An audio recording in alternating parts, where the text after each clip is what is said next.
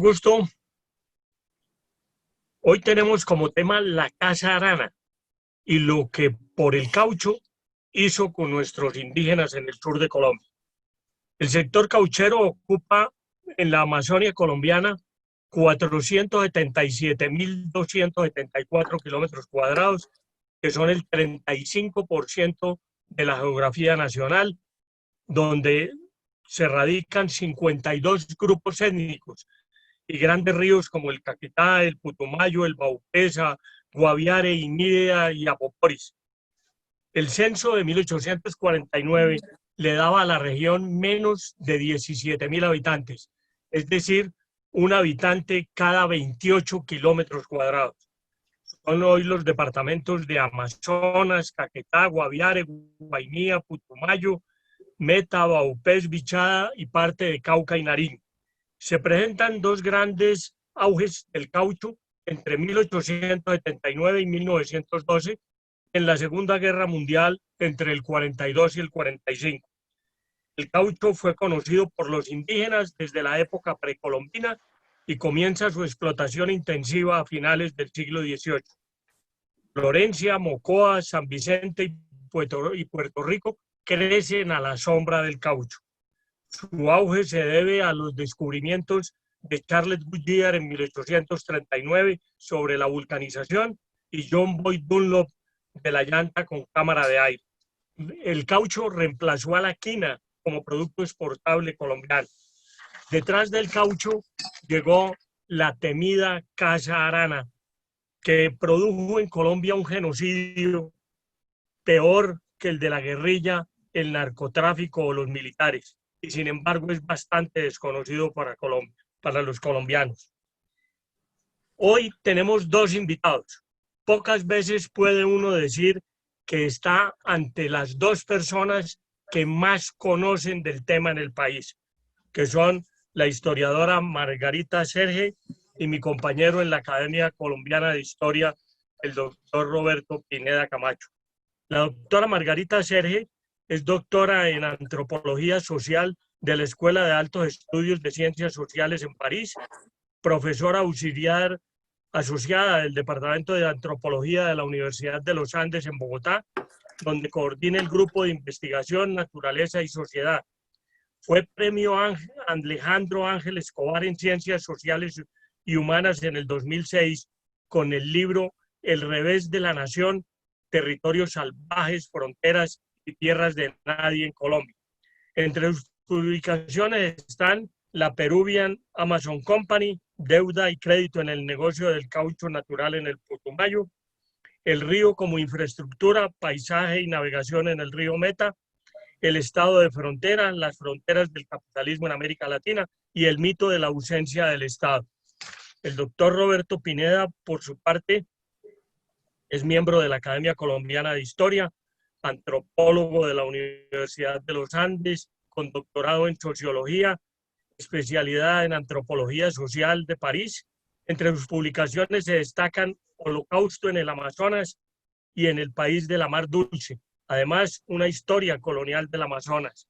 El doctor Roberto Pineda sale a un año sabático y lo va a hacer precisamente en las selvas del Amazonas.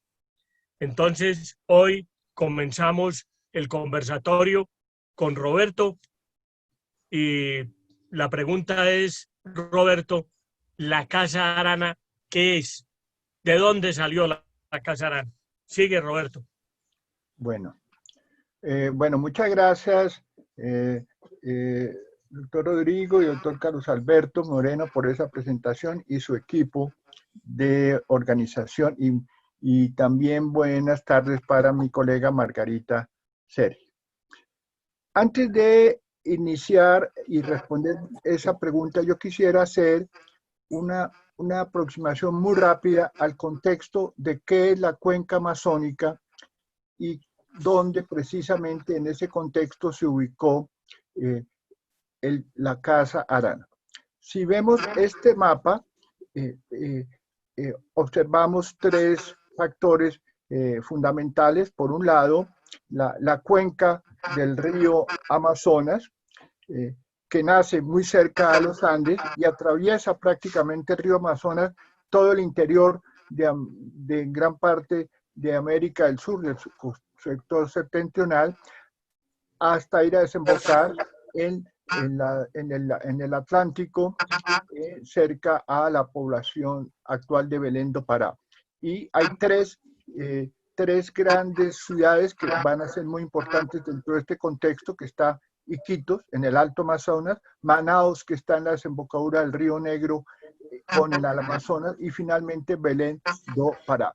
Entonces, este es un eje muy relevante de este gran territorio amazónico, que es un territorio de ríos de aproximadamente una extensión tan grande como la de Estados Unidos hoy en día, 7 millones de kilómetros cuadrados, un río de aproximadamente 6.000 kilómetros cuadrados, y que es el eje de la extracción del caucho natural en la región amazónica. Y en ese contexto vamos a ver en la parte oriental el río Putumayo y el río Caquetá, que lamentablemente aquí no está mencionado, río Putumayo, que en Brasil se llama Isá, en Colombia Putumayo, y Caquetá, que nacen también en Colombia y que va a desembocar también en el río Amazonas, cerca de la población de Tefé. Bueno, todo esto es un territorio de ríos y de gran bosque tropical, con una característica para ya ir avanzando. La segunda gran característica es un bosque tropical húmedo, con una gran biodiversidad, y en general los cauchos naturales se encontraban en las riberas del río Amazonas y también en algunas zonas interribereñas. En el alto, en el Putumayo, entre el Putumayo y el Caquetá, vamos a encontrar también plantaciones de caucho natural muy relevante, que tienen una característica. Como toda la región amazónica, por lo general, los cauchos se encuentran dispersos en áreas grandes del bosque, de manera tal que aquí lo que vamos a tener en tercer lugar es un sistema extractivo del caucho natural, el EVEA brasilenses u otros EVEAs, como en el caso de otros cauchos en el caso colombiano,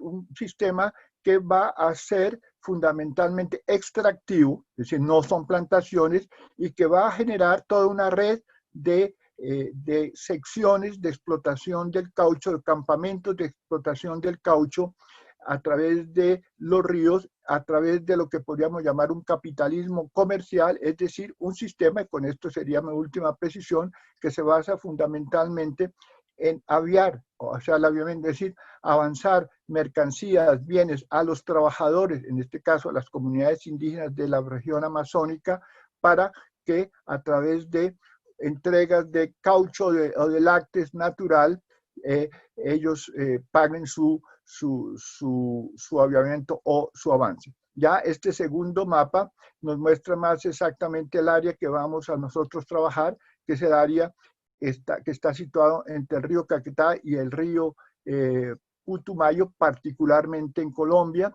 Entonces era un territorio en disputa entre Colombia y Perú. Y finalmente esta es una zona que estaba habitada por muchísimas comunidades indígenas de lo que hoy llamamos la gente del centro, comunidades indígenas que vivían en un contexto muy tradicional, en casas colectivas, tenían agricultura de roza y quema, cacería y pesca. Se calcula que eran aproximadamente unos 100,000 personas a principios del siglo, y aquí, ya para precisar, se funda en 1903 la compañía Casa Arana, cauchera Casa Arana, en los diferentes afluentes del río Putumayo, como el Igaraparaná o el Caraparaná, o en algunos afluentes del Caquetá en este influjo. Bueno, si quieres seguimos, por favor, con Vanessa, con el mapa. Esta es una aproximación a lo que son los ríos amazónicos. Veamos dos elementos que son muy importantes. El río generalmente es un río de meandros con sus afluentes, el bosque tropical, o sea que va a ser todo un sistema económico de extracción del caucho, que va a tener como elemento fundamental de transporte del caucho a Manaos o a Iquitos, y en última instancia a Belén do Pará, a través de las vías fluviales que van a ser el mecanismo de movilización del caucho y de llegada también de los bienes a esta región. En este contexto, entonces, si quieres podemos seguir, por favor. La Casa Arana se va a instalar en 1900, ya dije, en 1904 en la región, en 1903 en el capital del Putumayo. Se crean diferentes caseríos que se llamaban secciones. Esta es una sección que tiene esas características, hecho generalmente con los medios locales, sobre la cual se ejercía un control sobre un grupo aledaño. Esta es otra sección, probablemente esto es en el Encanto, eran las dos grandes secciones, y esas secciones es lo que José Eustacio Rivera se van a llamar los barracones.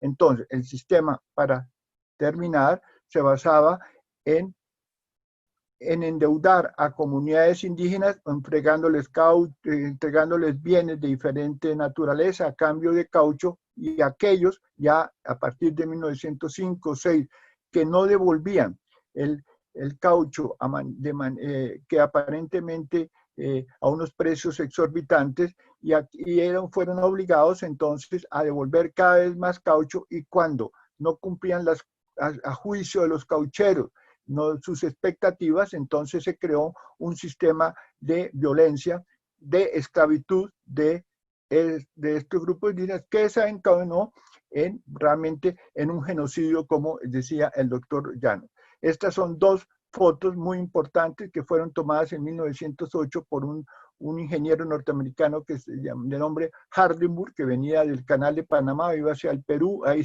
iba hacia el Brasil, en donde muestra el estado de muchos indígenas de la región, precisamente sometidos ya a un régimen de esclavitud. En el primer caso, indígenas que habían sido esclavizados, encadenados, y en el segundo caso, una mujer bora condenada a morir de hambre. Para ser ya sintético, estas fotos y este libro que se llama El Paraíso del Diablo, que fue publicado en Londres en 1908, crea un gran escándalo internacional que va a terminar efectivamente con una investigación enviada por el Foreign Office, porque en 1908 la Casa Arana se transforma en una gran multinacional, Peruvian Amazon Company, y el investigador inglés, del cual nos va a hablar Margarita, Sir Roger Casement, que viene en 1910, que asciende en un barco el río Amazonas desde Belén del Pará y llega a esta región, constata que en unos pocos años han muerto aproximadamente 40.000 a 50.000 personas en unas condiciones de trabajo forzado y prácticamente de esclavitud de la gente. Esta es otra foto que muestra los mecanismos de dominación de la Casa Arana, porque también ella incorporó a lo que llamaban entonces muchachos de servicio, es decir, jóvenes, niños, jóvenes sobre todo, que los incorporaron en la guardia, es decir, de la Casa Arana, les armaron con fusiles, y los caucheros, y apoyados a veces también por jóvenes que llaman ellos boys, pues imponían la ley en el contexto regional. Bueno, esta es la foto de Julio César Arano, el gran director y empresario de la compañía Arana, y veremos en la próxima foto durante a Casement, por favor. Bueno, esta es la estructura de la organización de la Peruvian Amazon Company, que tenía sede en Londres, y como vemos, lo importante es que tenía sus diferentes secciones. En el Igará-Paraná, en el río Igará-Paraná, a la izquierda mía está el río Cará-Paraná, un afluente del río Putumayo, y después estará el Igará-Paraná, que tenían sus dos grandes centros en el Encanto y en La Chorrera, poblaciones que aún hoy existen, y de cada uno de estos grandes centros dependían una serie de secciones o barracones, muchísimas secciones, que tenía cada una un jefe de sección, y que tenía un grupo que entonces llamaban los racionales, que eran los trabajadores, podríamos decir, blancos, al servicio de la compañía, y que eran quienes establecían esta operación de dominio sobre las comunidades indígenas. Ahí están los nombres de algunas de estas secciones, lugares que hoy en día también se conocen y que algunos de ellos todavía existen sus rastrojos o sus huellas en el contexto regional. Si quieres, Rodrigo, avanzamos con Margarita o como tú consideras. Este es Roger Casement, ¿no?, del cual nos habla Margarita, que va a ser el gran investigador inglés enviado por el Foreign Office. Él es un irlandés, de una historia también muy interesante, que era el cónsul de Colombia en Río de Janeiro. Antes había sido investigador de las atrocidades del caucho en el Congo, que envía en 1910 el Foreign Office y quien va a destapar, en cierta forma, ante el mundo, en un libro que llama el libro azul del Putumayo, todo el genocidio que se había cometido por parte de la Casa Arana. Margarita, ¿te crees? Bueno, entonces si quieren Vanessa, si te puedes devolver un par de diapositivas. Yo arrancaría aquí con esta diapositiva que muestra el organigrama de la Peruvian Amazon Company. Efectivamente, como les contó Roberto, Arana, desde Iquitos, él era peruano, monta este sistema de acopio del caucho basado primero en campamentos de caucheros colombianos en la región, a quienes muy rápidamente su empresa Arana Hermanos va a absorber, y él muy rápidamente, en muy pocos años, se va a posicionar como el principal exportador de caucho desde Iquitos en el Perú. Es interesante notar que en esa época, como lo mostró Roberto en el mapa, pues el caucho se recogía todo en 3 ciudades, digamos, claves a lo largo del Amazonas, que era Iquitos, Manaos y Valiendo del Pará, y de ahí realmente se recogía caucho que venía de los territorios amazónicos de Colombia, de Ecuador, de Perú, de Bolivia y de Venezuela, inclusive. En el momento entonces en que Arana se posiciona, que la Casa Arana se posiciona como el principal exportador de caucho desde el Perú, en ese momento Arana se dirige a Inglaterra para captar capital inglés y crea en Londres una compañía limitada que se llama la Peruvian Amazon Company en el año de 1907. Capta $1 millón de libras esterlinas, que para ese momento era una inversión, digamos, comparativamente a lo que invertían otras empresas en esa época en otros ríos del Amazonas, era realmente una inversión importante para precisamente pues, exportar caucho a Inglaterra. Yo quiero aquí hacer Margarita, perdóname, te hago una pregunta para aclarar. De la actividad de esta Casa Arana, ¿qué porcentaje estaba en el Perú, qué porcentaje estaba en Colombia y qué porcentaje podría estar en el Brasil? No, el grueso de la explotación, de donde se extraía el caucho, estaba en un territorio que estaba en disputa, que era el territorio de las cuencas. No sé si nos podemos devolver un poco en los mapas, a ver el segundo mapa. Era el siguiente, aquí, era el territorio que queda hacia el norte en el siguiente mapa, Vanessa, gracias. No este, sino el otro. Eso. Aquí se puede ver el río Putumayo y el río Caquetá. Vemos que el río Putumayo en sus cabeceras tiene dos afluentes, que son el Cará y el Cará Paraná y el Igará Paraná. Y arriba está el río Caquetá. Es en esta zona donde estaba la explotación cauchera, pero esa zona estaba en disputa entre Colombia y Perú. Entonces, Colombia consideraba que ese era territorio colombiano, Perú lo mismo, y se había dado un acuerdo que se llamó el modus vivendi, que fue como un acuerdo diplomático que de cierta manera se hacía a la vista gorda y permitía pues la explotación. De todas maneras, el caucho que se explotaba ahí digamos que quedaba registrado a nombre de la Casa Arana como una compañía peruana en el Perú, y hacía parte de todas las exportaciones de caucho que todas salían por el río Amazonas y por Manaos. Y en las estadísticas internacionales figura todo ese caucho que venía de los territorios amazónicos de todos los países de la cuenca, figuraba como caucho que se exportaba desde Manaos, desde Brasil. Si quieres nos podemos volver al organigrama.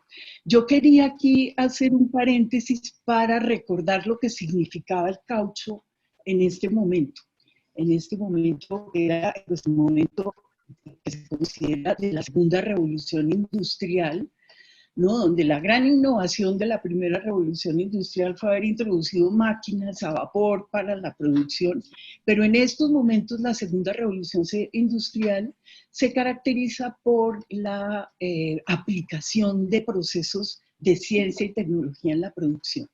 Y el caucho va a ser un material súper importante en este momento.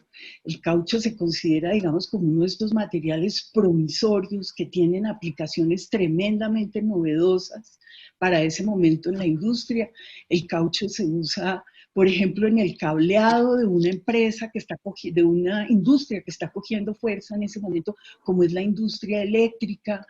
El cableado, por ejemplo, para el telégrafo. En estos momentos el mundo se está conectando a través de una red de telégrafos y el caucho se usa para todo esto y además, pues obviamente para la industria automotriz, inclusive para todo el desarrollo de las mismas bandas automatizadas que se había inventado Ford a comienzos de 1907, si no estoy mal, demandan caucho y obviamente pues para todo lo que son la producción de neumáticos, etc. Entonces el caucho era un producto súper clave para este momento, para el desarrollo industrial de este momento. Entonces,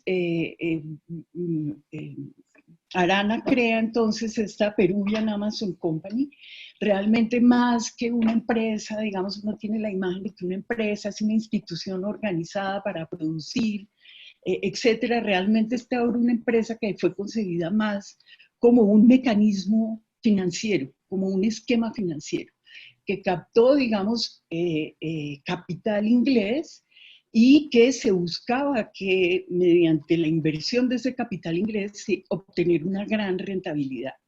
Y esa gran rentabilidad estaba basada en el hecho de que esta empresa realmente no invertía ni en tecnología, prácticamente ni siquiera en infraestructura. Ustedes vieron las fotos de esos pequeños campamentos, de esos campamentos caucheros, de los barracones caucheros, eran realmente, digamos, unas bodegas terriblemente precarias.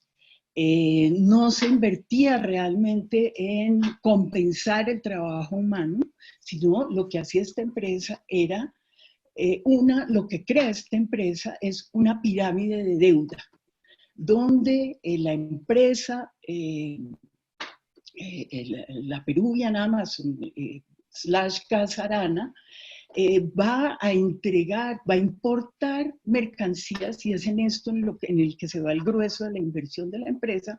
Ellos importan mercancías y armas, que es, digamos, la base para el dominio de la fuerza de trabajo, importan armas y mercancías y con eso, digamos, van a endeudar a toda la cadena de empleados, porque los únicos endeudados no eran las sociedades indígenas, sino toda la cadena de empleados tenía que pagar una deuda puesta arbitrariamente por la empresa. La empresa definía los precios de los artículos que entregaba, definía los términos mismos de la deuda y entonces tenía a toda una cadena de personal amarrado, ¿no? Inclusive los dos directores de los distritos, uno en el Caraparaná y uno en el Igaraparaná, quienes a su vez tenían a su cargo unos jefes de sección. En cada sección había un grupo de gente armada y de capataces que estaban detrás de pues de obtener el producto del trabajo de los indios. Y a los indígenas pues les cobraban arbitrariamente y les pagaban el caucho de manera arbitraria, de manera que los mantenían completamente amarrados. Quiero decir que en el momento en que Casement visita esta región, él visita 5 de estas estaciones y calcula que había del orden de 1.500 indígenas trabajando en estas 5 estaciones que él visita en el río Caramparana. Perdóname, Margarita, te hago una pregunta. ¿Por qué Casement llega aquí? ¿Quién lo nombra? ¿Cuál es la causa por la que él viene a dar a Colombia?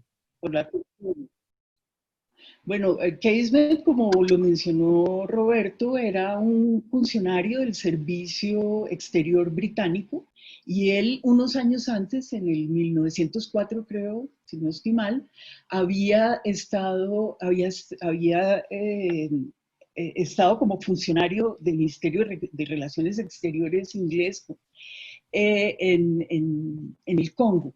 Y ahí había hecho un primer informe de la situación de la explotación de caucho en la cuenca del Congo. En ese momento todas las potencias europeas estaban muy pendientes de qué pasaba en el Congo porque, como ustedes saben, había habido esta conferencia a finales del siglo XIX donde las potencias europeas se habían repartido el África y le había tocado al rey Leopoldo de Bélgica, se había, digamos, apropiado de este gran territorio en la cuenca del Congo donde estaba explotando marfil y caucho.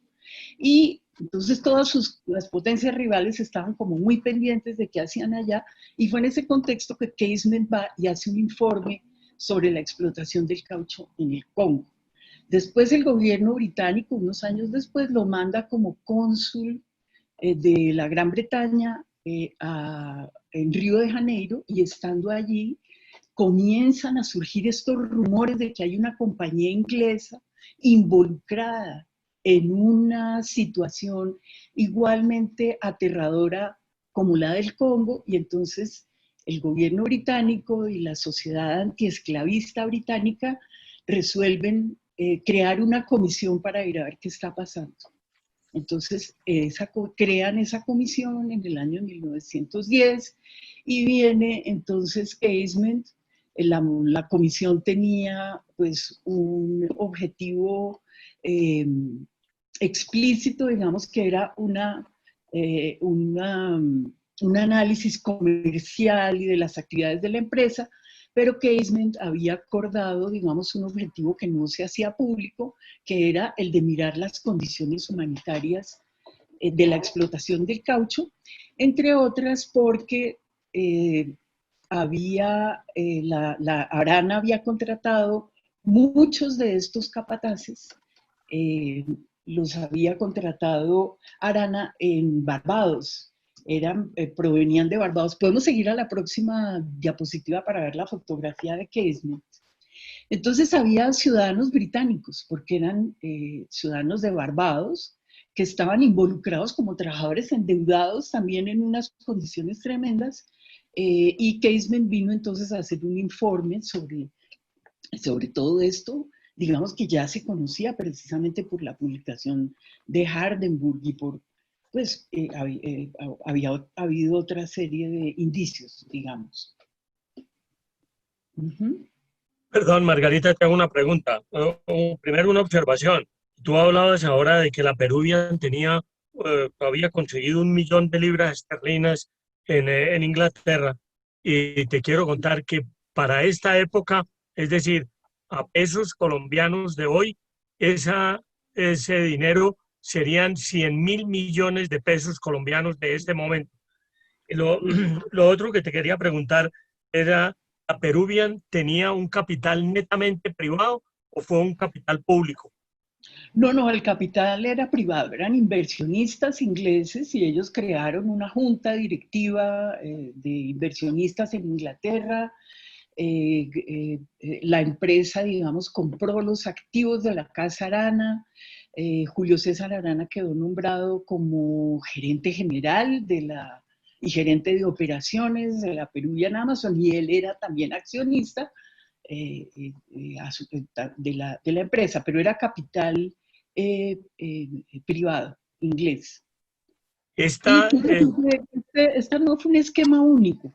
Realmente este fue un esquema que se utilizó para la explotación del caucho en muchas partes de la Amazonia, porque como yo les mencionaba, el caucho en este momento era realmente un material súper importante.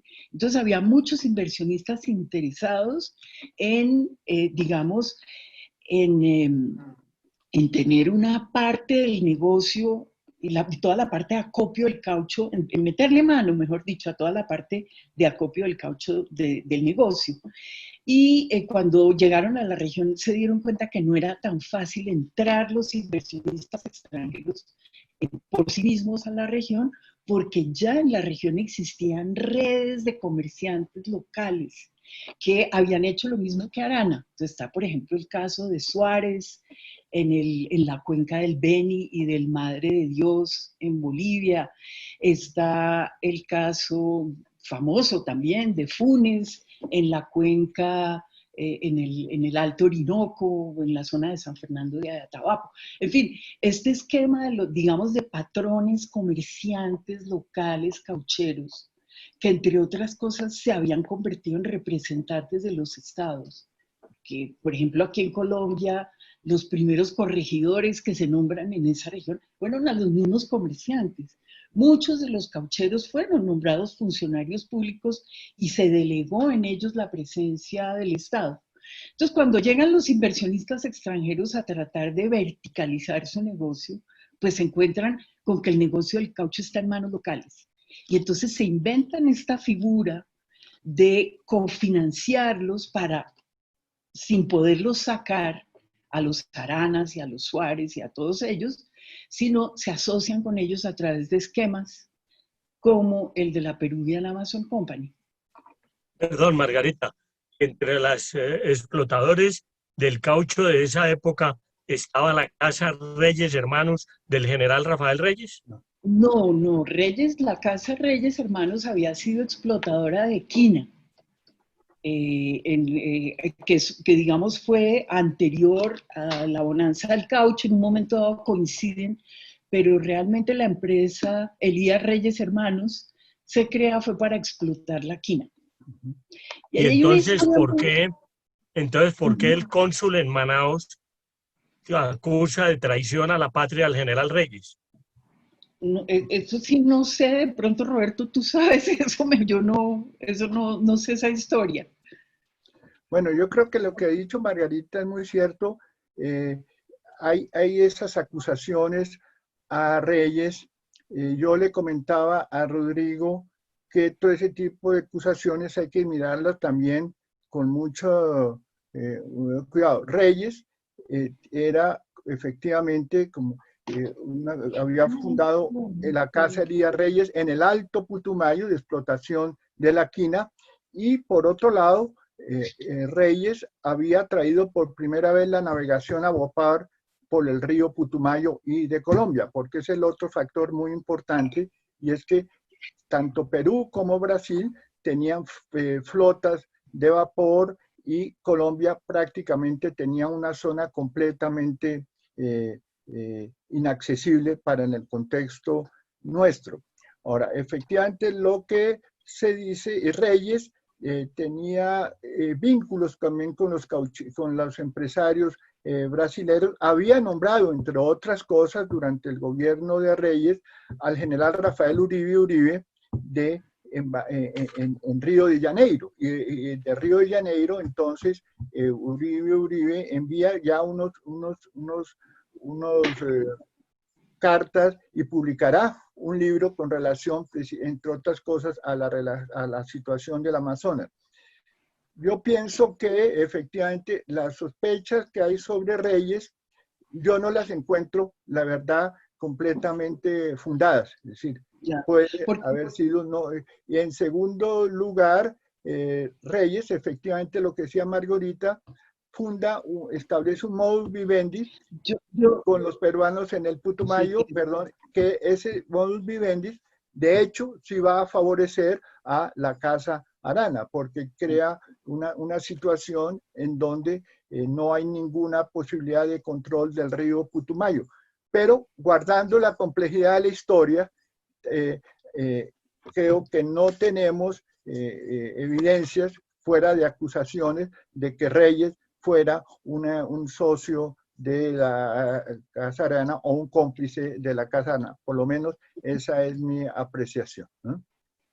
Roberto y Margarita, ¿cuál fue el papel de los misioneros católicos en esa explotación? ¿No tuvieron ningún papel o si estaban o cómo fue la cosa? Roberto, si quieres contestar. Bueno, lo que hay que entender, como dice Margarita, es que este territorio del Caquetá Putumayo era un territorio en el contexto colombiano prácticamente inaccesible para entonces. Los misioneros durante finales del siglo XIX se concede a los misioneros capuchinos la misión que se llamó de Siundoy del Alto Putumayo. Había habido misioneros anteriores en el siglo XVIII, etcétera, pero son los misioneros capuchinos los que se instalan en Siundoy, y a partir de Siundoy, que es el Alto Caquetá, son territorios muy alejados, logran fundar algunas misiones en el piedemonte. Por ejemplo, lo que es hoy Puerto Asís fue fundado por ellos. Pero los misioneros capuchinos y los misioneros en general estuvieron completamente, a mi parecer, no presentes en esta zona. Lo que hicieron los misioneros capuchinos muchas veces pasaban por el río Putumayo, pero ellos no tuvieron un rol presente porque la Casa Arana era un espacio privado, privado de Arana, sujeta como representante en cierta forma en la disputa entre Colombia y Perú, de manera tal que solamente a partir de 1932, cuando se da la guerra colombo-peruana, que tiene en gran parte estos antecedentes también con la presencia cauchera, y se definen los límites entre Colombia y el Perú, es decir, al norte para Colombia, del Putumayo, al sur del Putumayo para el Perú. Entonces ahí sí llegarán los misioneros capuchinos y se instalarán en parte de los mismos sitios en donde estaba la Casa Arana, en el río Caraparaná, en la Chorrera, en el río Igará-Paraná. Entre tanto, había habido un avance de caucheros colombianos al norte del río Caquetá, en lo que es hoy en el río Mirití, Paraná, y Colombia había colocado una aduana en 1910 en La Pedrera, aduana que fue atacada por las fuerzas peruanas y en cierta forma tomada por las fuerzas peruanas. O sea que básicamente, para responder entonces tu pregunta, los misioneros no van a tener injerencia porque no pueden entrar a la jurisdicción de la Casa Arana. Pero ahí vale la pena mencionar que en 1912 el Papa, que era Pío X en ese momento, saca una encíclica que se llama la Crimabali Statu, una encíclica donde se refiere a la lamentable situación de los indios debido a la explotación cauchera en el Amazonas. Digamos que esa fue como...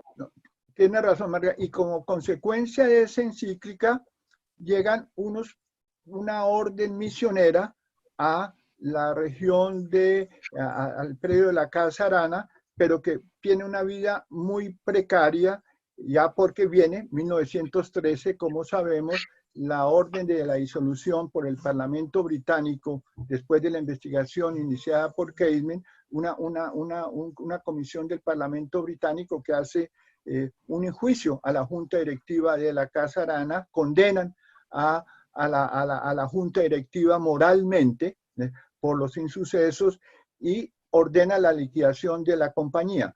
Pero aunque se ordena la liquidación de la compañía, Arana logra reconstituir su empresa, ya no como Peruvian Amazon Company, sino como Casa Arana, y va a sobrevivir en cierta medida como empresa, a pesar de la crisis del caucho que empieza en 1912, la crisis general del caucho de extracción natural por las plantaciones asiáticas de los ingleses. Esto cae el precio del caucho, pero Arana, a pesar de eso, logra reconstituirse y logra mantener su emporio, digámoslo así, hasta 1930. En 1924 se firma el Tratado Salomón-Lozano, que establece los límites entre Colombia y Perú, y en una de las cláusulas del tratado quedan garantizados los derechos de la Casa Arana, de manera tal que Arana logra reconstituirse y solamente será la Guerra Colombo-Peruana en 1932 la que por fin saca definitivamente a la Casa Arana de Colombia. Margarita, ¿por qué no profundizamos un poco más en las actividades de la Peruvian? ¿Qué parte tenía en el Perú y qué parte tenía en Colombia también la Peruvian? Bueno, como comentaba hace un rato, la Peruvian funcionaba en este territorio que en este momento se llamaba del modus vivendi, que era este territorio en disputa, que hoy en día es territorio colombiano. Es decir, todo lo que queda, digamos, en el interfluvio entre el Putumayo y el Caquetá, que es una zona enorme de 6 millones, más o menos 6 millones de hectáreas, si no estoy mal, que eso después se va a convertir en el famoso predio Putumayo, que se le va a entregar a los indígenas como resguardo durante el gobierno de Barco. Eso, digamos, es uno de los resguardos más importantes del Amazonas, que fue la zona, digamos, que explotaba Arana y que durante unos años bajo el nombre y con capital inglés de la Peruvian Amazon.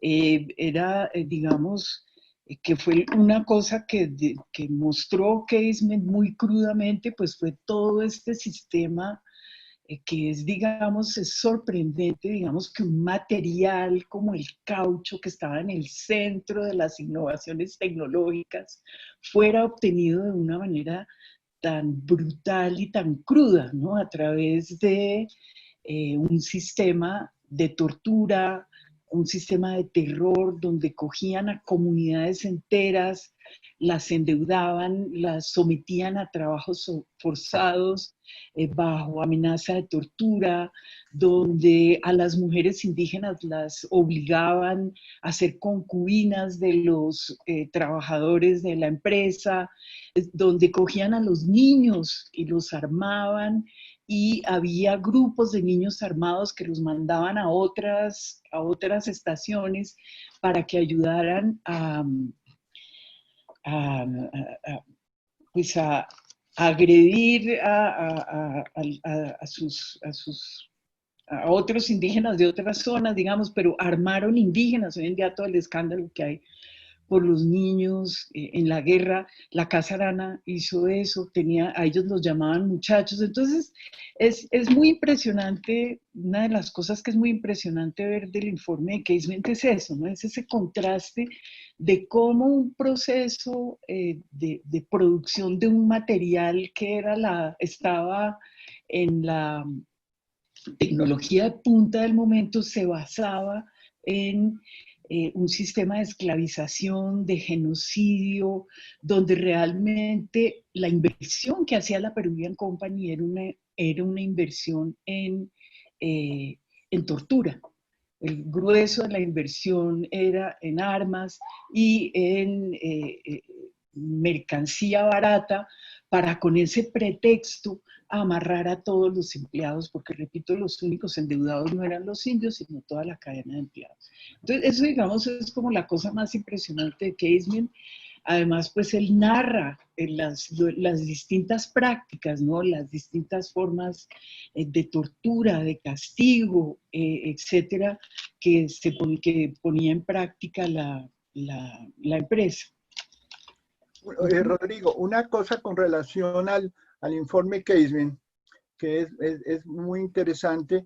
Él describe cómo son los mecanismos de dominación de los putumayos. Y él va a utilizar dos mecanismos que son muy relevantes, que son lo que llamaría la redada, es decir, que cuando un grupo a través de un jefe indígena se resistía a entregar el caucho o no lo entregaba de manera suficiente, organizaba lo que él llamaba en inglés hunt, es decir, una cacería para buscar a ese jefe, apresarlo y de esa manera obligar a su gente a que fuese a trabajar. Y el otro mecanismo era la constante utilización de lo que llaman la conquista, es decir, el desplazamiento a otros grupos para forzarlos cada vez más y enganchar de manera violenta la fuerza de trabajo indígena. De manera tal que el informe Cayman es muy interesante, pero diría yo que igualmente interesante, importante y relevante es los informes de la Comisión del Parlamento Británico que están publicados, que son todos los testimonios que se hacen en 1913 de los principales actores del Putumayo que van a Londres, entre otros a Arana, y lo que es más interesante me parece es cómo lo describe el auditor de la compañía, que encuentra que en función de las normas de auditaje entonces existente en Inglaterra, el sistema del extractivo del caucho funcionaba de otra manera. Ahora, ¿cómo logra el gobierno británico, los jueces del Parlamento británico, condenar moralmente a los directivos, condenar moralmente, ¿no? Y es a partir de los informes del auditor, de los informes de la junta directiva, porque anotan que en los informes del auditor a la junta directiva había varios gastos en inversiones que eran gastos en armamentos, gastos de conquista, de manera tal que puso por evidencia el Parlamento británico como anota Margarita, la operación era una cadena de endeudamiento de la cual básicamente las armas y la coacción era el principal elemento. Pero hay otro factor que también es muy importante, que son los informes de los jueces peruanos que envía el Perú desde Iquitos al Putumayo, por lo que tenía jurisdicción allí, y el informe del juez Paredes, que es particularmente interesante porque no era solamente los ingleses, los peruanos también enviaron sus jueces, aunque una con restricciones mayores, muestra claramente en un testimonio que le hace un jefe indígena, porque los informes de los peruanos nos ayudan podemos entrar un poquito en la visión de los indígenas sobre la misma cadena, y muestran claramente que ellos tenían la idea que había una cadena de, no solamente de endeude, sino que había una cadena, diría, de matadores, es decir, desde el capataz principal, el jefe principal o el capitán, como lo llaman a ver, era Arana, en una cadena que iba descendiendo, en el cual unos y otros tenían jurisdicción sobre la vida y la vida y las pertenencias de los subalternos. Bueno, esto es vamos, con perdón de Roberto y de Margarita, vamos a hacer un paréntesis con el director de la Fundación, el doctor Carlos Alberto Moreno. Y ahora seguimos con el tema del etnocidio y de la vorágine. Doctor Carlos Alberto.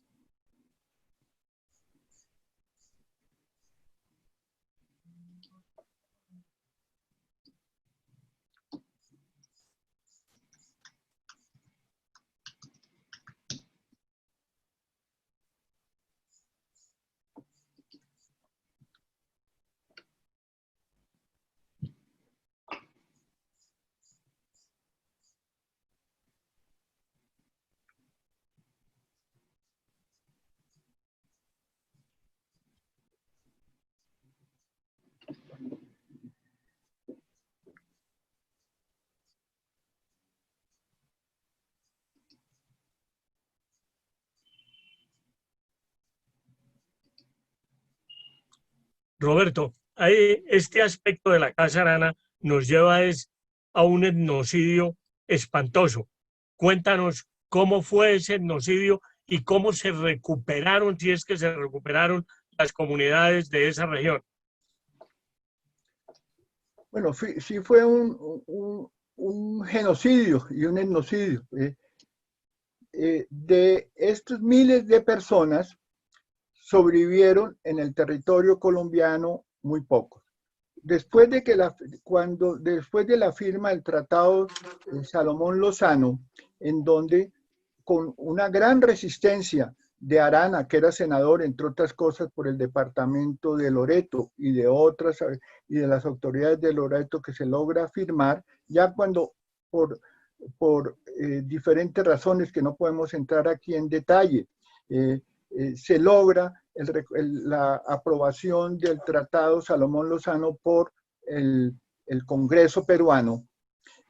Arana inicia la deportación de todas las comunidades indígenas hacia el Perú. Es decir, un gran deportación masiva, de movimiento masivo, compulsivo, es decir, de desplazamiento masivo, y en el territorio colombiano apenas sobreviven unas pocas familias o algunos grupos que logran huir o que no los logran desplazar. Es decir, que ese es el otro segundo gran efecto, es decir, de la deportación de la población.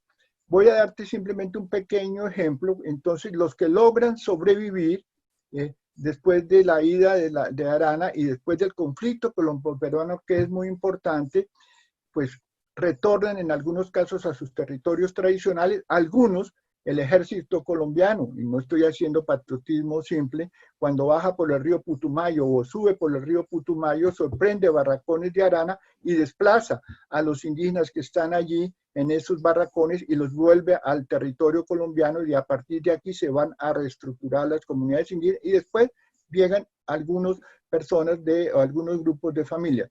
Entonces, lo más relevante es que efectivamente de estos sobrevivientes es que van a resurgir las poblaciones indígenas de Colombia hoy en día, aunque todavía tenemos algunos grupos huitotos, etcétera, en el Perú de esa época. Brevemente, por razones de tiempo, yo te contaría, porque la otra historia que es muy interesante, que es la visión de los indígenas de estos acontecimientos. Entonces, cuando con John Landaburu llegamos, él era mi profesor y yo era un estudiante, llegamos en el 69, nos contaron brevemente, voy a contarla muy brevemente su historia.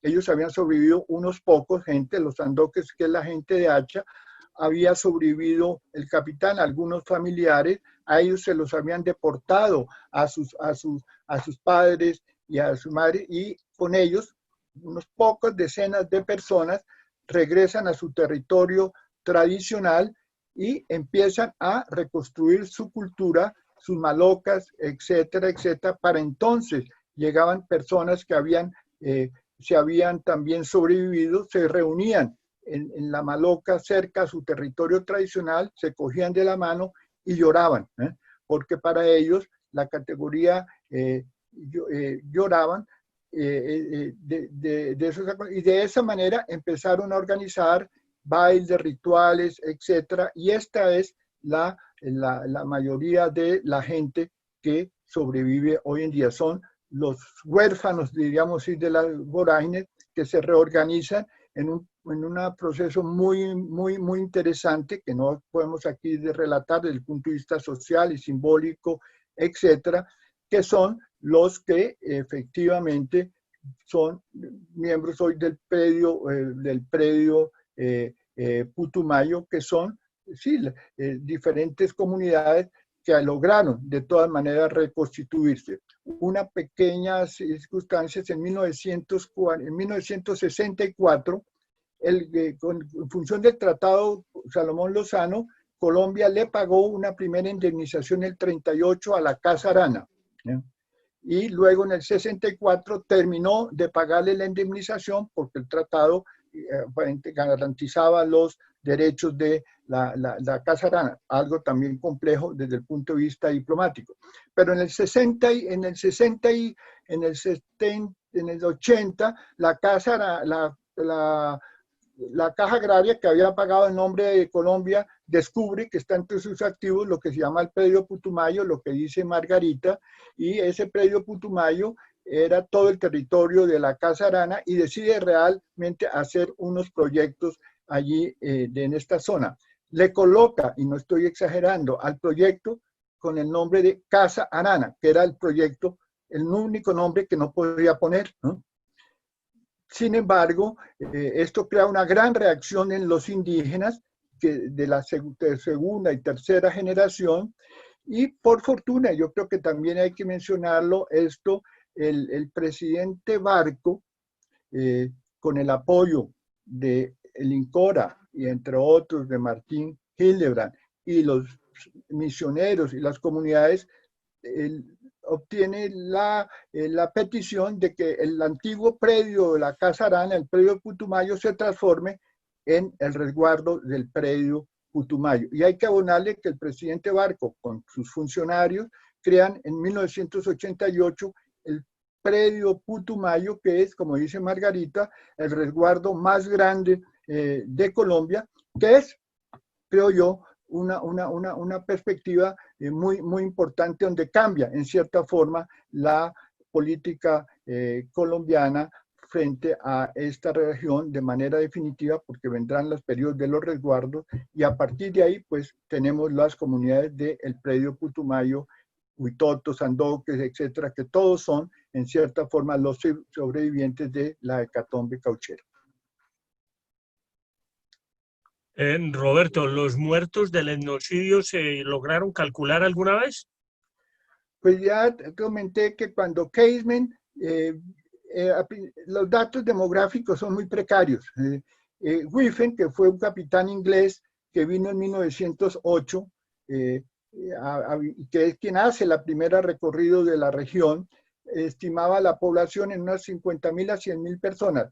Todos los datos de tradición oral muestran que eran muchísimas personas, las malocas de 100, 150, 200 personas. A finales en el 28, como te comenté, hay un inspector, Rivas, que envía al gobierno colombiano para revisar un poco estos territorios que estaban siendo reconocidos ya como colombianos, y de lo que él encuentra son barracas destruidas, gente huida, etcétera. Y efectivamente yo creo que a finales del 30 no habría más de 500 o 600 personas en el predio Putumayo. Hoy en día hay aproximadamente 7.000 a 8.000 personas. Los sandoques, para darte un ejemplo, eran 40, 50 personas las que lograron sobrevivir. Algunos grupos desaparecieron prácticamente, como los Nonuya, aunque después se volvieron a reconstituir, los Resígueros.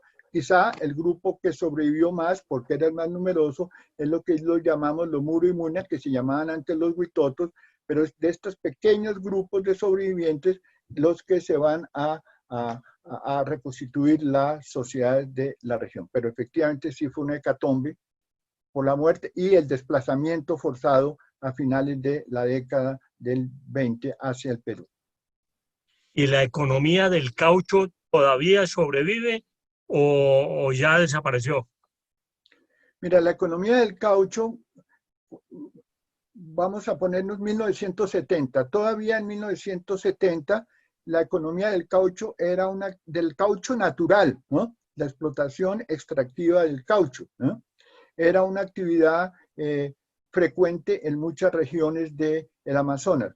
En el Caquetá, en donde estábamos nosotros, en el pueblo del Caquetá, el Putumayo, había algunos empresarios caucheros que entonces los estigmatizaban. Yo creo que hoy en día, mirando las de otras perspectivas, la familia Sumaeta, etcétera, eran unos caucheros que también hay que entenderlos y valorarlos en su actividad. Ya no era la extracción del caucho en ese contexto y que tuvieron un papel importante también en los procesos de reconstitución cultural. En general, la cuenca amazónica, la extracción del caucho hacia 1970 sobre todo se daba en en el Baupés. Como tú anotabas, el segundo ciclo del caucho, es decir, el relacionado con la Segunda Guerra Mundial, en cierta forma cambió parcialmente estos patrones en relación a la época de la Casa Arana. Pero en el Baupés, en general, la actividad cauchera, que era sobre todo en el Gran Baupés, que era un departamento, no era el Baupés de Oren, incluía un poco el Guaviare, incluía también el Guainía, que eso era todo el Gran Baupés. La extracción del caucho natural funcionaba en gran medida por el apoyo de la caja pues el banco de créditos, la caja agraria, porque consideraban que era importante sostener un poco esto, pero fue básicamente, ya para terminar, a finales de la década del 70, desde el 60, en el 70, 71, la caja agraria decidió no apoyar más en préstamos a los empresarios caucheros y el caucho, el caucho prácticamente se derrumbó, la extracción del caucho natural se derrumbó en esta región. Y hoy en día no hay extracción del caucho natural, hay en el Caquetá y en el Guaviare, pero caucho de plantación, que es otro tipo de actividad. Yo quisiera complementar ahí la respuesta de Roberto para contar que con el caucho nos pasó lo mismo que con la quina.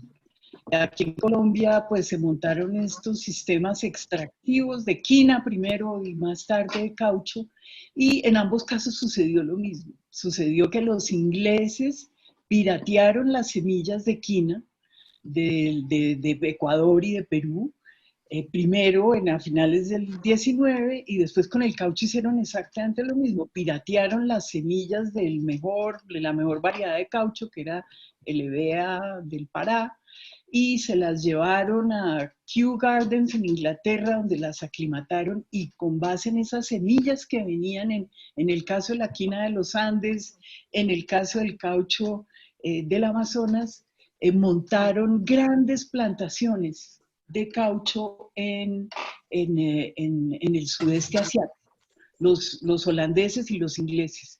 Y de ahí, digamos, fue donde se concentró la mayor cantidad de producción de caucho para el mercado mundial, fue en estas grandes plantaciones.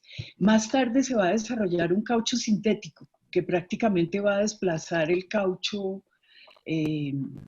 va a desplazar el caucho de plantación, y realmente el caucho extractivo se mantiene en el mercado por las condiciones de trabajo mediante las cuales se produce, que hace, digamos, que su precio sea pues relativamente competitivo, ya cuando tiene que competir con estas grandes plantaciones que montan los ingleses y los holandeses en Malasia y en la isla de Java.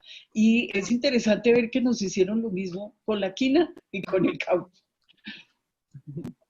Rodrigo, ¿podría hacer yo una anotación a lo de Margarita? Sí, claro, claro. Yo creo que es muy interesante lo que dice Margarita, pero quisiera enfatizar dos cosas. Los varones del caucho, digámoslo así, como dice que es cierto, ya a principios de siglo había cierta perspectiva de que iban a surgir las plantaciones del caucho en el sudeste asiático, ¿no?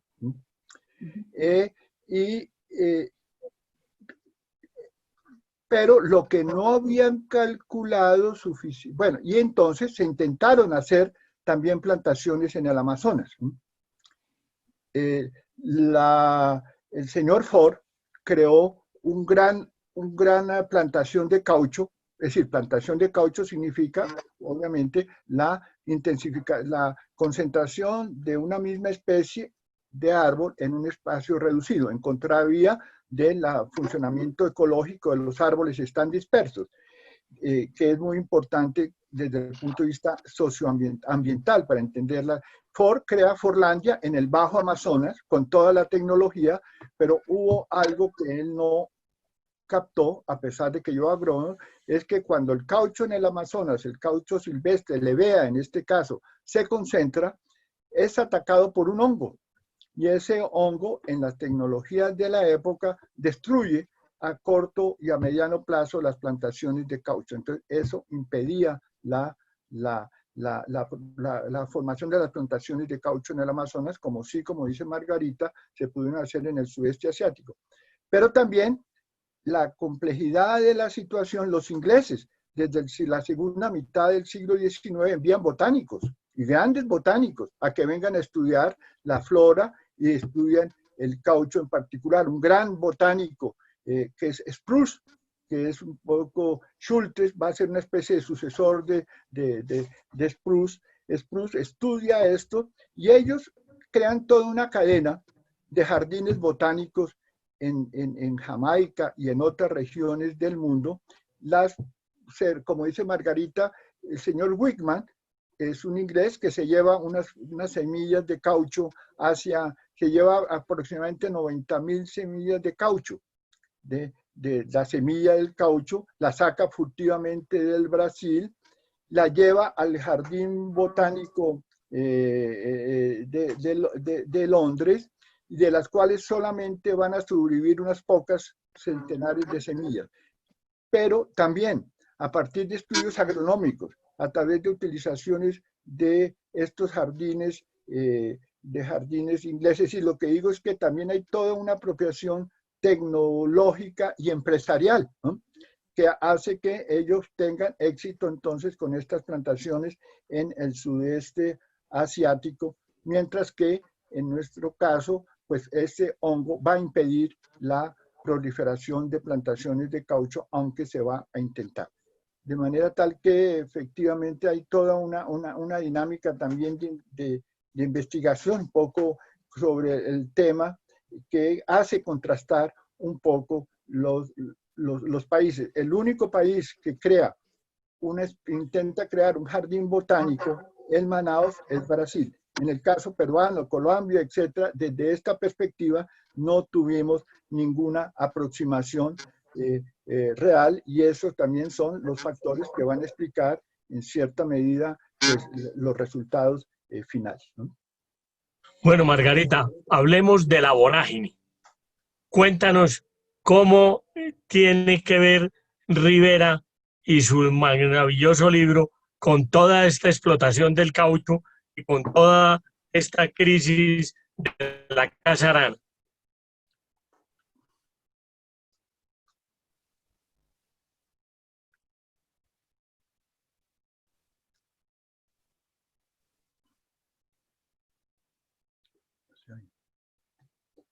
El micrófono, Margarita. Micrófono. Margarita, el micrófono. Bueno, no había activado el micrófono, perdón.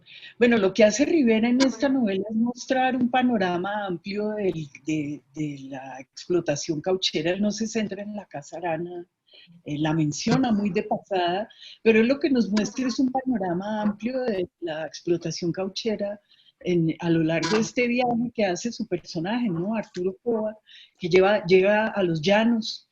Y ahí en los llanos, en la zona de Orocué, tiene su primer contacto, no porque allí hubiera explotaciones de caucho, sino porque ahí está un personaje que está recogiendo gente para llevársela precisamente como trabajadores endeudados a través del sistema del endeudo, para llevársela a que trabajen en las caucherías del Alto Río Negro.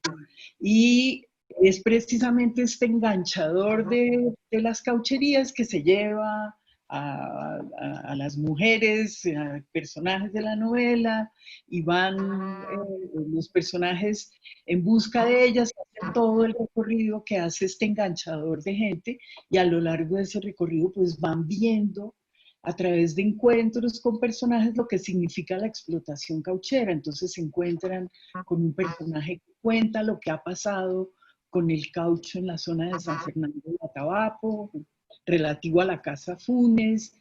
Se encuentran con otro personaje que viene de trabajar como en la Casa Arana, no como indígena, sino como trabajador aventurero.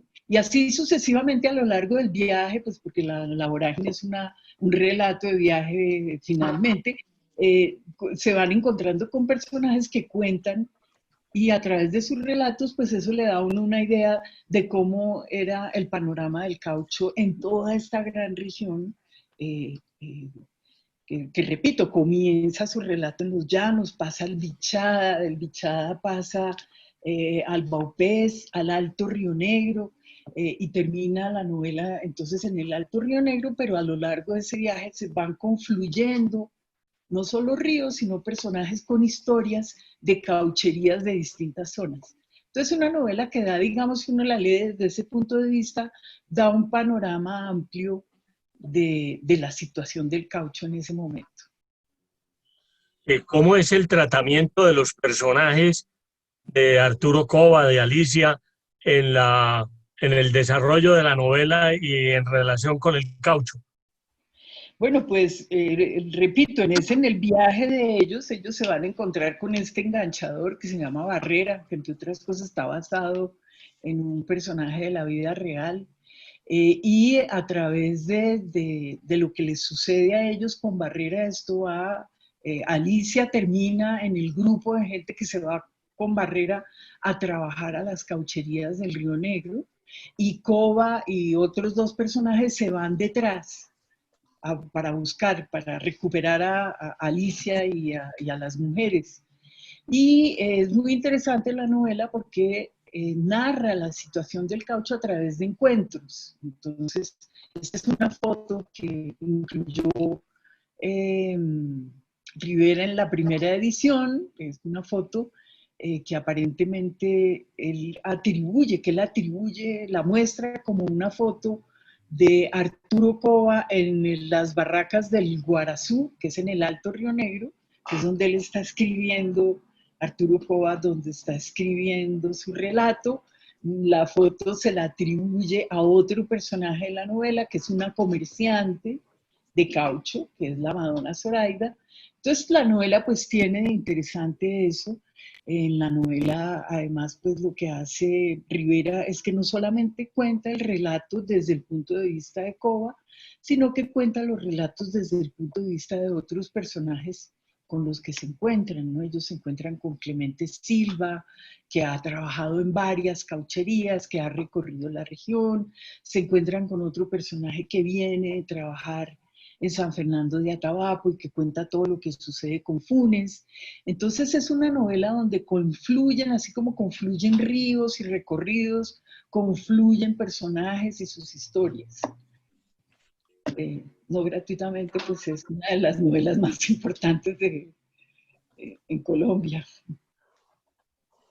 Roberto, te quiero dar una pregunta. ¿Qué le dejó a Colombia la explotación del caucho en todo este periodo?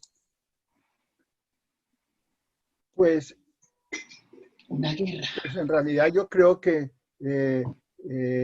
la destrucción de gran parte de las comunidades indígenas de esta región, en relación a la Casa Arana, porque obviamente hay otras modalidades, pero aquí la verdad dejó devastación, digámoslo así, devastación, pues como ya lo he explicado, destruida la población, el tejido de la población, es decir, no nos dejó nada, no nos dejó nada, al contrario, probablemente también unos territorios que fuimos perdiendo, pero no únicamente por los peruanos ni por los brasileros, que también era por nuestra política y por la dificultad de crear una política amazónica que suponía tener barcos. De manera tal que si quieres te daría de esa manera muy simple, pero esa es la sensación que tienen las comunidades indígenas. Pero por otro lado, las comunidades indígenas, muchas de estas valoraron el esfuerzo de la intervención del ejército colombiano en la guerra colombo-peruano y hace que en ese sentido parte, por lo menos de las generaciones primeras que lograron renacer, valoraran esta perspectiva. Pero la otra perspectiva yo creo que no nos dejó nada. Ahora, en segundo lugar, si quieres, y una pequeña acotación con lo de Margarita, hay otras dos novelas que muchas veces y Margarita hemos conversado con ellos, que son muy importantes, ¿no? Que es la de César Uribe Piedrahíta Toá, ¿no? En donde, a diferencia un poco de La Vorágine, sí, los personajes indígenas son personajes de carne y hueso, que tienen rostro. La novela de Rivera es extraordinaria, pero como dice Margarita, por lo menos en general, con algunas excepciones, los indígenas del Putumayo no tienen rostro. Rivera va hasta Florencia, Rivera no recorre esta zona y aunque hace una gran novela, no tiene esa perfección. Y la segunda novela, que es una novelita que permaneció, una novela que permaneció durante mucho tiempo, completamente olvidada, es la de un enfermero pastuso, entonces, que se llama Quiñones, que se llama En la corazón de la selva virgen, que sale el mismo año de publicada La Vorágine, en 1924, pero sale en París, por varias razones, en francés. Y esa es una novela excepcionalmente interesante porque este hombre era un enfermero de una comisión militar de límites enviado que vivió en el río Cará-Paraná y hace a nivel novelada la historia de una comunidad del río Cará-Paraná, que es la primera novela etnográfica, es decir, donde describe un poco la situación desde el interior, porque en los otros, tanto Rivera como Uribe Piedrahíta, aunque Uribe Piedrahíta menos, es una novela un poquito exterior. Este es una persona que ha estado viviendo con los indígenas del Cará-Paraná en esa época y describe la vida de esta comunidad, incluso utiliza vocabulario huitoto bue, mejor dicho, y creo que esta es una novela que aprovecharía yo porque hay que reivindicar todo este tipo de trabajos, de novelas aparentemente no tan famosas, pero que nos dan cuenta desde otra perspectiva la experiencia de la gente de entonces, que prácticamente es lo que también nos interesa mucho nosotros entender, cómo ellos vivieron estos acontecimientos, cómo los representaron y cómo los sufrieron y superaron, ¿no? Margarita, ya habíamos hablado de que había sido condenada la Peruvian moralmente en Inglaterra. ¿Ese juicio no tuvo más consecuencias? ¿Y cómo terminó la Peruvian? ¿Cómo se liquidó? ¿Cuándo desapareció? Bueno, precisamente, creo que eso lo comentó Roberto hace un momento, precisamente a partir de ese proceso que se le hizo en el Senado británico, se ordena la disolución de la Peruvian y la Peruvian pues se liquida.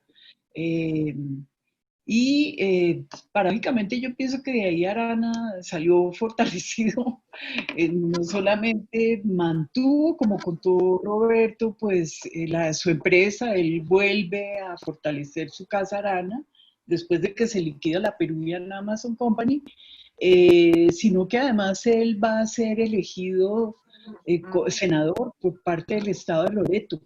Y va desde el Senado de Perú a defender digamos, la soberanía y sus derechos sobre este territorio que estaba en disputa con Colombia. Entonces, la consecuencia es que el señor Arana llega a Colombia en 1904, según entiendo, y los efectos de su explotación se llegan casi hasta el gobierno de Barco, ¿o es una apreciación muy exagerada? Bueno, en la medida en que... Sí, sigue Roberto, sigue. Yo creo que los efectos de Arana llegan hasta la guerra colombo-peruana. La guerra colombo-peruana inicia una nueva era para los pueblos indígenas, aunque me parece a mí. Lo que pasa es que durante el gobierno de Barco, pues se da el proceso Putumayo. Ahora, hay que entender también un poco la situación. Se había firmado un tratado. Colombia había firmado un tratado en donde se había comprometido a entregar e indemnizar a aquellos que consideraban que tenían derecho, y en cierta medida por eso cumple el tratado con la primera con el primer desembolso, no lo había hecho el segundo desembolso. Hay toda una discusión muy interesante en la Comisión de Relaciones Exteriores, que incluso en ese momento el doctor Uribe Vargas, no sé si era el ministro o era no, tal vez no era ministro, pero era una persona muy importante de qué hacer, si se le pagaba o no se le pagaba la segunda plata comprometida por el tratado, ya no a Arana, sino a Israel, a la Casa Israel, que era la que tenía los derechos de Arana. Entonces, eso está en los documentos que están en el Archivo General de la Nación, en un legado que se llama Putumayo. Y está esa discusión y los comisionarios en gran parte se unieron a la propuesta de Uribe Vargas, pues, en el sentido de que era mejor liquidar, pagar, para no dejar la idea de que Colombia hubiera incumplido el tratado y habría otra vez la puerta a reclamaciones diplomáticas y políticas, etc. Pero claro, en alguna medida los efectos en ese sentido tendrías razón, pero no fue por Arana, fue porque los funcionarios del Ministerio de la Caja de Crédito Territorial, incluso personajes muy importantes, porque el gerente era el hijo del doctor Ospina Pérez, este gran ingeniero Ospina Hernández, él era el gerente, y quizá por falta de conocimiento, falta de ignorancia o mala asesoría, no tenían en cuenta lo que había pasado, no conocían efectivamente lo que había pasado en este terreno, y por eso intenta hacer este proyecto. Pero lo que digo es que ya los tiempos eran diferentes y el gobierno Barco, en particular, no insiste en este proyecto, sino que al contrario, logra reconstituir un resguardo, porque recordemos que un resguardo significa una propiedad colectiva inembargable, imprescriptible, de 6 millones de hectáreas. Es un resguardo muy importante en todo el contexto, no solamente colombiano, sino en América Latina. Margarita, ¿tú ibas a decir algo sobre ese aspecto? No, en realidad no. No, yo lo que Margarita. creo que... Ay, caramba. ¿Ahí ya se escucha? No, Sí. yo no quería, no, yo creo que eso era todo lo que yo iba a comentar. Yo creo que pasemos a preguntas, porque ya son casi las 1:30. Sí, yo les he ido haciendo las preguntas que me van haciendo aquí Perfecto. las personas en el chat. Yo tengo una duda que quiero que Roberto me resuelva, y es el Tratado Lozano-Salomón lo firmó por Colombia Fabio Lozano Torrijos, Sí, pero por el Perú lo firmó un señor que se llama Alberto Torrijos. sí. ¿Y el Salomón quién era? Esa parte yo no la conozco. No, Salomón Torrijos. Lozano Salomón, ¿quién era Salomón? Si el No que sé, firmó fue un señor Alberto Torrijos. no sé, no sé, Yo no conozco la respuesta. No, yo tampoco la conozco, no he investigado. Lo que sí es interesante es cómo se logró ese tratado. Es decir, que creo que sería algo bastante relevante de que nuestros investigadores de historia internacional, porque ahí tuvo un papel muy importante Marco Fidel Suárez. Es decir, lo que trato de decir es que toda nuestra historia no es simplemente una historia de fracasos, ¿no? Aquí lograr un tratado con el Perú, en el cual, aunque se perdió parte de territorio, pues un territorio que no teníamos el control, es la verdad, como el Brasil, y lograr ese tratado fue un éxito diplomático que valdría la pena explorar muy en detalle cómo fue el proceso de la negociación. Tengo la sospecha de que en este tratado fue muy influyente también la posición de los Estados Unidos, porque el cónsul norteamericano en Iquitos, también en la misma época en que iba a Iquitos, hace un reporte al Departamento de Estado sobre la situación del Putumayo, un reporte muy, muy relevante y un reporte que habla muy bien de esos cónsules. Detalla de manera muy objetiva la situación del Putumayo y hace y logra que incluso al lado de la publicación del libro azul por los ingleses, es decir, del informe Kamen, el Congreso de los Estados Unidos publique lo que se llamó el libro blanco, que son los informes del cónsul norteamericano en Iquitos, y probablemente el gobierno norteamericano, en parte por esta situación tan compleja de violación de los derechos, veía con buenos ojos que este territorio, este tratado, apoyar el tratado frente a Colombia, que, como dice Margarita, Arana y otros senadores en el Perú intentaron sabotear hasta el último momento. Hace 20 años y todavía uno iba a Iquitos, que es la capital del departamento de Loreto, y en el mapa del departamento, de la alcaldía, de la prefectura de Iquitos, estaba el territorio del Amazonas y estaba el territorio del Caquetá Putumayo como peruano, es decir, hubo una gran oposición y una resistencia hasta probablemente hasta hace muy poco tiempo frente a ese tratado de la élite regional de Iquitos y de Loreto, que es el principal departamento del Amazonas peruano. Margarita, ¿tú por qué crees que este aspecto de la Casa Arana es tan desconocido para los colombianos? Bueno, yo creo que en general en Colombia tenemos una desafortunada tradición de habernos desentendido de más de la mitad del país, ¿no? Solamente hasta que la guerra y el conflicto y los secuestrados y la guerrilla pues nos lo pusieron de presente. Colombia tiene, pienso yo, una historia de haberse desentendido de lo que pasa en las selvas, de lo que pasa en la Amazonía, de lo que pasa en la Orinoquía, y yo pienso que tiene que ver con eso precisamente, que Colombia, pues nosotros somos un país que ha de cierta manera despreciado a sus selvas. Y la única manera en que queremos ver las selvas es tumbadas con pasto y con ganado, y despreciamos a las selvas, despreciamos a los habitantes y obviamente despreciamos su historia. Tristemente es así, ¿no? Hoy en día pues se han vuelto como a revitalizar un interés, pero es un interés más estético, más de turismo, no es un interés histórico. Entonces por eso pues yo celebro mucho que este festival de historia se haya centrado en un evento que fue fundamental en la Amazonía colombiana y en la Amazonía en general, en toda la región amazónica.